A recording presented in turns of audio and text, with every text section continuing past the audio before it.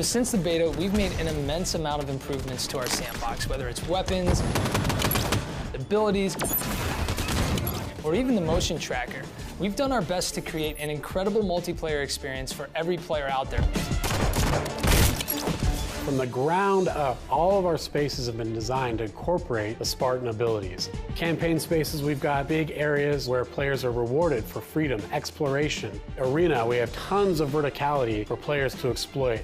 Warzone, big expansive battlefields where you can go and attack bosses, or you can go and take over objective zones. We have the thruster, the ground pound, the Spartan charge.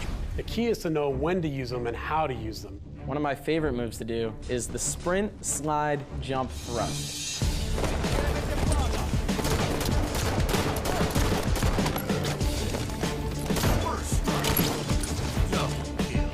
You have this epic moment when you're flying through the air with that final thrust, especially when you're going for a power-up. Stabilize is another ability with a lot of depth. If you actually jump and then stabilize right at the apex of your jump, it'll actually reach a ledge that was previously thought to be unattainable.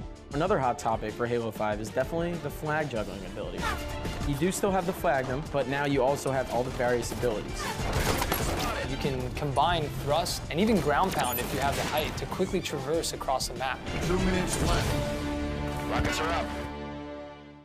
Historically, when we're talking Halo multiplayer, players have had all sorts of different starting weapons. And when it came to Halo 5, we really had to study all of our history to determine what is the best loadout for Halo 5 across the board.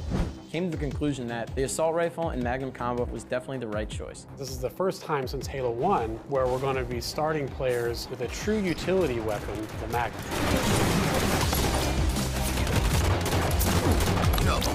I pick that gun up and know that I can still outshoot a DMR at long range. I can still outshoot a carbine even at long range.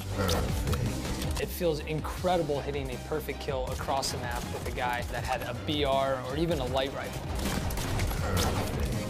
On the other side of that, the assault rifle is very important. It's awesome to have the AR because when you run out of pistol ammo, you just have this steel that you're gonna lay down on somebody that comes around the corner. It's really good for players to want to use in flanking maneuvers or that guerrilla tactics type of warfare that use the Spartan abilities to thrust around, quickly flank on opponents, and to whittle their shields down. All players are going to start off with that AR Magnum combo, so every player is going to have the same experience. And with the Magnum being the utility weapon here, that's really going to be the definitive weapon because of its insanely high skill ceiling. Triple kill.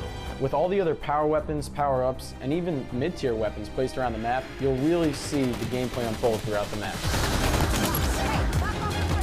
Another big thing that we brought back is crouch jumping. Players now will have the ability to skillfully crouch jump up to ledges, which will actually save you those animation frames that are required to clamber. And you'll be quick to figure out how to chain it with Spartan abilities to outscale opponents. You can also stack these moves by crouch jumping just before a ledge and then clambering. This move can help you reach even higher ledges that can't be reached by just one of these moves alone. Something else that we've invested a ton of effort into is motion tracker.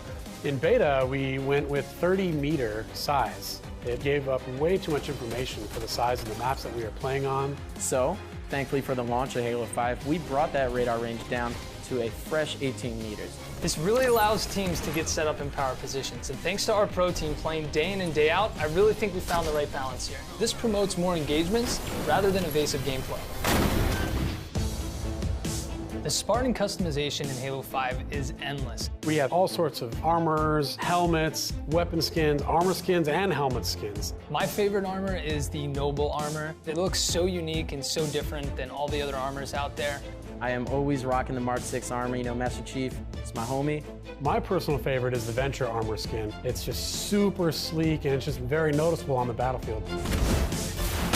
There's so many things out there with these abilities that are just waiting to be discovered. We can only put so much time into the game here, and when we send it out to the wild, there's going to be some really cool things that are probably found, and that's what I'm really excited to see.